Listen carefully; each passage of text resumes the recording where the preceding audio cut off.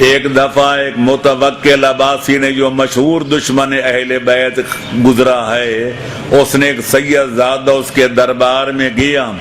اور سید زادے سے اس نے تنزن کہا، یبن الحسین،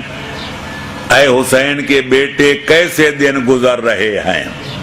کیونکہ یہ وہ ظالم تھا جو سادات بنی ہاشم کو قتل کرا دیتا، ان کو قتل کرا کے ان کے گارے بنواتا، پھر شہروں کی دیواریں کھڑی کرتا، کبھی دیواروں میں چنواتا، تو لہذا اس دور میں سید کہلانا ناقابل معافی جرم تھا۔ تو جناب حسین ابن علی کے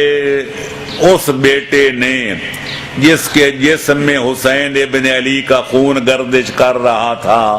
اس نے ظالم کی آنکھوں میں آنکھیں ڈال کے،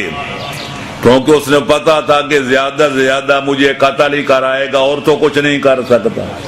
تو اس نے کہا، اے متوکل، دنیا کے چند روزہ اقتدار کے نشے میں بدمست نہ ہو جا، یاد رکھ نہ تیرا اقتدار ہمیشہ رہے گا، نہ ہماری محرومیاں ہمیشہ رہیں گی، نہ تیرا مال و دولت ہمیشہ رہیں گے، نہ ہماری غربت ہمیشہ رہے گی، نہ تیری شان و شکوہ ہمیشہ رہے گی، نہ ہماری بے کسی اور بے بسی ہمیشہ رہے گی۔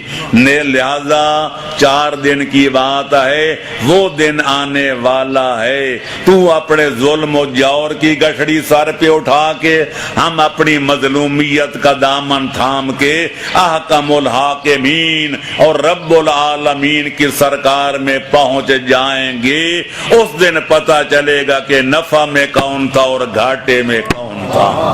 ماشاءاللہ ماشاءاللہ، نعرہ تکبیر، اللہ اکبر، یا رسول اللہ، نعرہ حیدری، یا علی، نعرہ صلوات، اللہم صلی علی محمد و آل محمد۔